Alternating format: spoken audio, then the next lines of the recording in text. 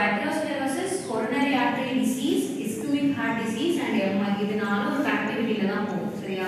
அந்த கனெக்டிவிட்டியை எப்படி நம்ம எடுத்துட்டு போறோம், what are the pathophysiology அப்படிங்கறத நம்ம பார்க்க போறோம். So first atherosclerosis என்ன? What is atherosclerosis? Okay, fatty deposition in lungs, arteries. என்ன arteries? என்ன விதமான arteries வேணா இருக்கலாம். ஓகேவா?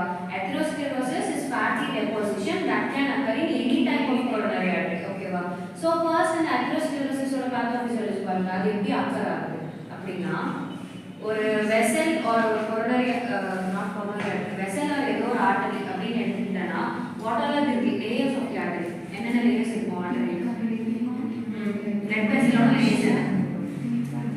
Intima, media and adventitia. ஓகேவா? So in the last final layer of the என்ன? What is the final layer? Innermost layer of the blood vessels என்ன? Intima. இந்த intima என்ன செல்ஸ்னால மேடா இருக்கும்? Endothelial cells. என்ன செல்ஸ்னால மேடா இருக்கும்? Endothelial cells. Okay. So இந்த endothelial cells line ஆகிற இந்த intima அப்படிங்கற லேயர்ல if we get any disturbance, ஓகேவா? இந்த endothelial layerல we are getting any disturbance, that may be anything. ஒரு ஏதோ ஒரு disturbance ஏதோ அந்த இடத்துல போய் உங்களை ஏதோ ஒரு disturbance கொடுத்துட்டு இருக்கு, irritation கொடுத்துட்டு இருக்கு அப்படிங்கும்போது you will get a small gap or something, scratch or something. ஓகேவா? So ஏதோ ஒரு வகையான disturbance அங்க இருக்கு அப்படிங்கும்போது என்ன நடக்கும்னா அந்த இடத்துல இன்ஃப்ளமேஷன் நடக்கும். என்ன நடக்கும்? இன்ஃப்ளமேஷன். சோ இன்ஃப்ளமேஷன் நடக்குது அப்படினாலே அங்க என்ன செல்ஸ் போய் ஆக்ட் ஆக ஆரம்பிச்சிரும்?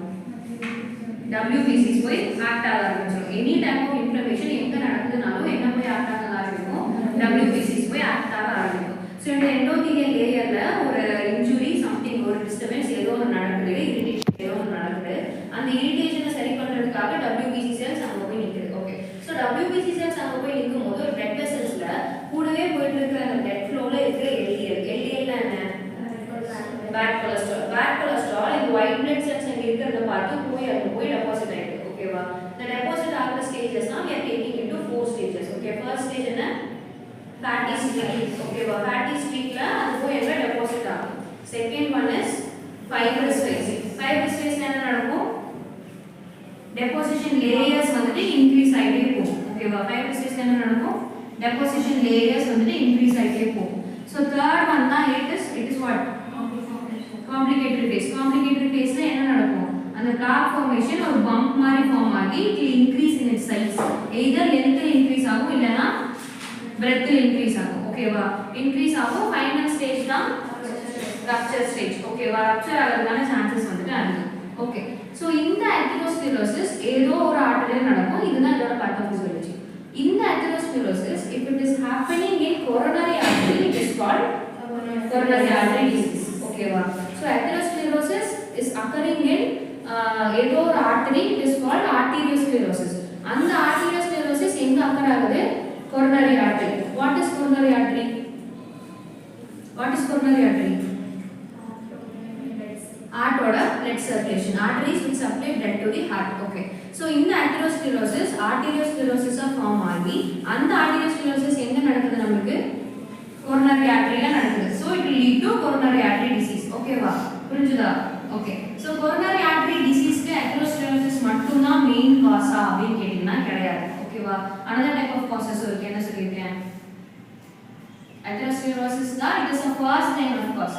இத தாண்டி நம்ம என்ன சொல்லுவோம்? thrombus formation, embolus formation, vasoconstriction. ஓகேவா?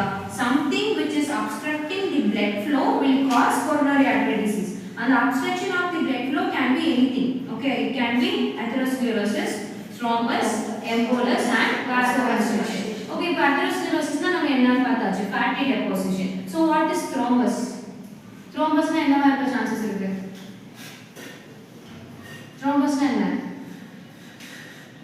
சரி, ஓகே. atherosclerosis ஓட ஃபைனல் ஸ்டேஜ் நம்ம என்ன சொன்னோம்? rupture. Okay.